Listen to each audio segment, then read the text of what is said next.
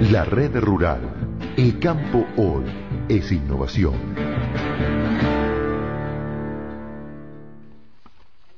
18 grados 2 la temperatura en la ciudad, el cielo está despejado y lo que nosotros queremos es despejar dudas respecto de algunos productos que tienen características diferenciales acerca de los cuales a veces no hay mucha difusión o difusión errónea. Por eso estamos en contacto con quien realmente sabe de la materia, el ingeniero agrónomo Pedro Landa, que es director de la Organización Internacional Agropecuaria, pero además presidente del Movimiento Argentino para la Producción Orgánica, MAPO, le decimos habitualmente. Con Juan Micheli lo saludamos. Buen día, ingeniero Landa, ¿cómo está? Buen día, Karina. Buen día, Juan. ¿Cómo están ustedes? Pero muy bien. Cuéntenos, ingeniero, en primera instancia, ¿cómo defino un orgánico? Bueno, la definición de orgánico es larga y complicada y está escrita en las reglamentaciones. Lo importante es que está, en general, en todos los bloques y en los principales países, en la Unión Europea y en Argentina, es una palabra protegida por ley y explica cómo se tiene que producir, pero en general es un producto que es sustentable desde el punto de vista de manejo de suelo, biodiversidad, y que no usa productos de síntesis química en todo lo que es la gestión productiva. Bien. Ahora, digamos, ingeniero, que si no se utiliza ningún agroquímico, ¿cómo se mejora el rinde de un producto orgánico? Porque sería prácticamente como cultivar un producto a la naturaleza, y la naturaleza por sí misma aumenta los rindes, o los rindes en general se aumentan por los agroquímicos que se agregan, fertilizantes o plaguicidas. En este caso, con un orgánico, ¿cómo aumenta un rinde o siempre es estable? El tema es delicado porque el orgánico usa la tecnología, pero usa la tecnología de procesos y lo que es mucha materia gris para pensar. Entonces, las variedades resistentes, las variedades tolerantes, el elegir la variedad que se adapta a una zona, a un suelo determinado, es el punto fundamental de cualquier proceso productivo. Si elegimos bien el lugar de producir, qué vamos a producir, cómo lo vamos a producir, cuando empezamos a producir las plagas pueden estar, pero están en un umbral de daño, se llama, estar en un punto que el daño no afecta económicamente. Y nuestro problema es que nos acostumbramos en general a usar el producto agroquímico, a usar un montón de herramientas que hay para cuando tenemos problemas, pero nosotros decimos ya, si tenemos problemas, vamos a usar todo esto. Entonces, estamos preparados para usarlo y ni siquiera a veces planificamos correctamente. Por lo tanto, la producción orgánica mejora los rindes usando las mejores variedades. Sí. ¿Qué cultivo, por ejemplo, Landa, si nos da un ejemplo? Ejemplo, caña de azúcar, por ejemplo. Sí. Te da uno difícil para nosotros porque no es lo más común en la pampa húmeda, es del norte, y la caña de azúcar tenés rendimientos iguales o superiores a lo que es el convencional en un manejo orgánico. A ver, hay, entre comillas, soja orgánica. ¿Podemos hablar de carnes orgánicas, por ejemplo? Sí, hay soja orgánica, y las sojas orgánicas justamente son variedades de soja de alto rendimiento, o sea que hay una selección y un trabajo que no es modificación genética, sino selección de variedades que son de muy alto rendimiento y adaptadas a una zona determinada. Y hay bastante producción, hay mucha soja no OGM, o sea, no genéticamente modificada que se exporta, y mucha de ella es orgánica, además porque no usa ningún producto de síntesis química. Tengo Tiene muy buenos rendimientos. Tengo que preguntarle, naturalmente, respecto del tema costos, porque esta elección de un productor también implica asumir un costo que, ayúdeme usted a ver, es mayor que el tradicional. Depende de cómo el primer punto es que nosotros cometemos el error, tanto en ganadería como en agricultura. Nosotros medimos el año. Y es verdad, yo soy productor ganadero. Agrícola ganadero, pero más ganadero. Uno mide el año porque realmente si uno en un año le va mal, al año siguiente no tiene para invertir y, como decimos siempre, salimos por el parabrisas, nos estrellamos. Claro. Ahora, la realidad es que uno, si estuviera sólido en lo que hace, si uno estuviera bien plantado, como era antes, que no vivíamos tan al límite, uno mide el rendimiento en 2, 3, 4, 5, 6 años, y la agricultura orgánica mide eso. De golpe tenés un año más flojo y tenés otro muy bueno. Y la diferencia de costos de producción influyen mucho en cultivos que requieren mucha mano de obra, pero porque usa más mano de obra. Ahora, ¿qué sentido tendría hacer soja orgánica, que básicamente es un producto que aporta proteínas y es alimento animal? ¿Para qué, digamos, destinar una soja tan delicada si se utiliza como forraje? no siempre se usa como forraje. En general, las variedades de soja que se usan para hacer soja orgánica, muchas son variedades de consumo humano. Ah, bien. Por eso también tienen valores altísimos. Claro. Pero son variedades de consumo humano. Entonces, para hacer tofu o cualquier cosa que hagas directamente con soja, se usan esas variedades.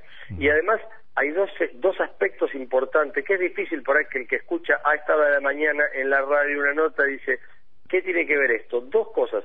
Si yo lo consumo directamente, porque consumo un producto que no usó ningún pesticida, que puede a veces estar en exceso y que puede generar un residuo. Y en segundo término, cuando fumigo, genero toda una carga medioambiental de productos agroquímicos que la respira el vecino, la respira el otro, y que de alguna forma me vuelve a mí, directa o indirectamente. Entonces, el sentido es importante. El número uno es la salud. El segundo es el medio ambiente. Ingeniero Pedro Landa, quien es presidente de MAPO, con él estamos conversando, una pregunta pendiente. El suelo, el terreno en el cual yo voy a desarrollar una actividad agrícola para que sea certificado orgánica, ¿cuánto tiempo tiene que pasar sin tener fertilizantes, agroquímicos? ¿Está estipulado esto ya?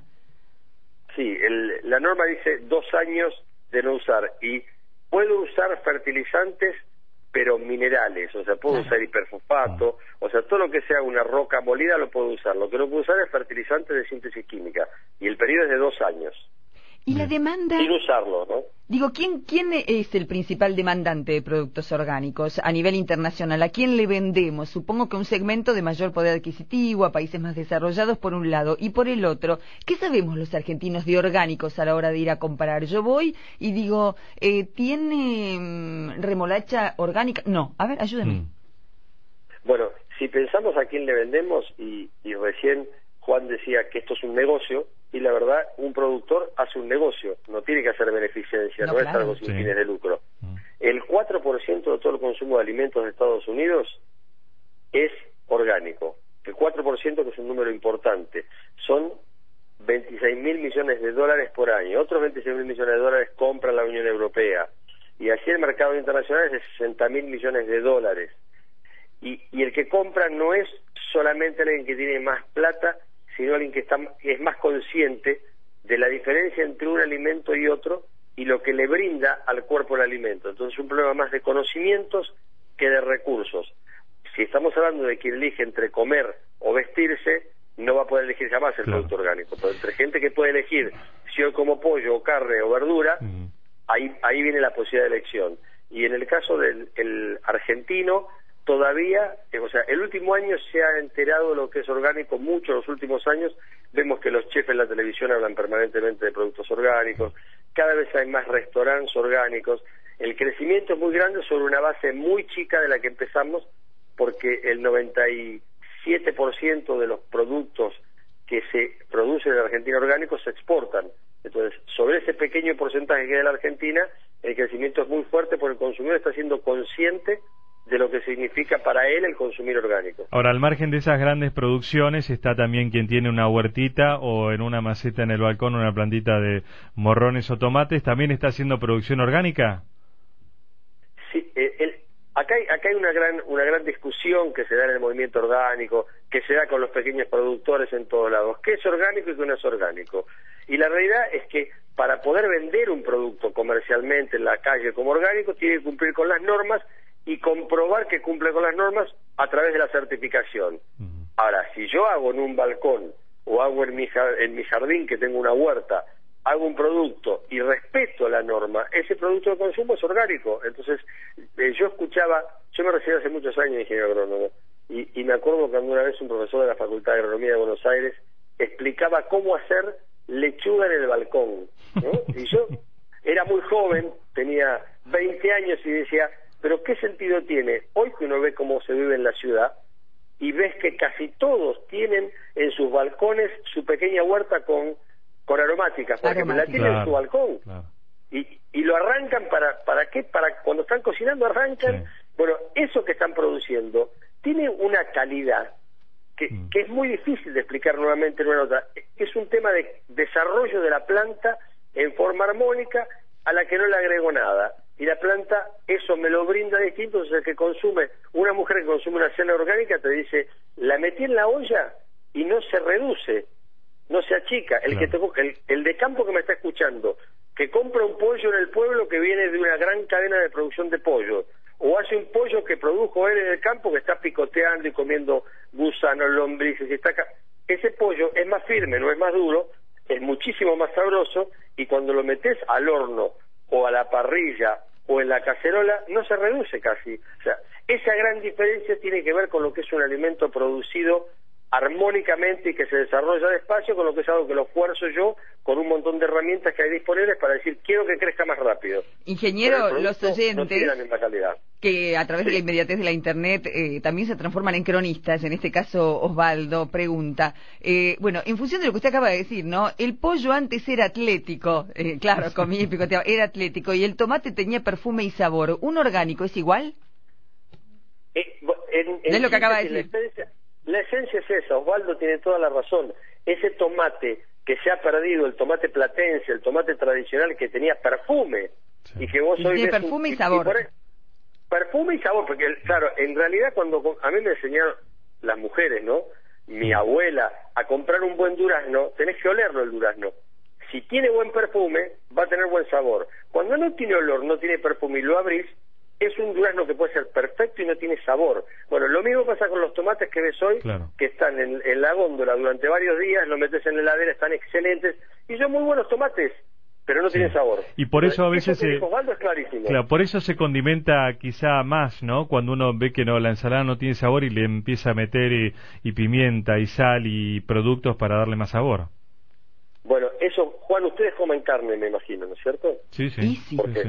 Muchos orgánicos son vegetarianos, yo no. Sí. Cuando vos ves cómo comen la carne los norteamericanos, que le ponen 80 salsas arriba, es porque no tiene sabor. La forma en que está producida, acelerada, en un encierre con un feedlot, le quita el sabor que tiene la carne, que va creciendo normalmente, que vos cuando metés un bocado de nuestra carne, eso dicho por los americanos, un bocado de nuestra carne tiene el sabor de un bife completo americano. Entonces nosotros no le ponemos nada a la carne, a lo sumo un chimichurri, pero en general la comés como viene. Y esa es la diferencia que ustedes marcan muy bien.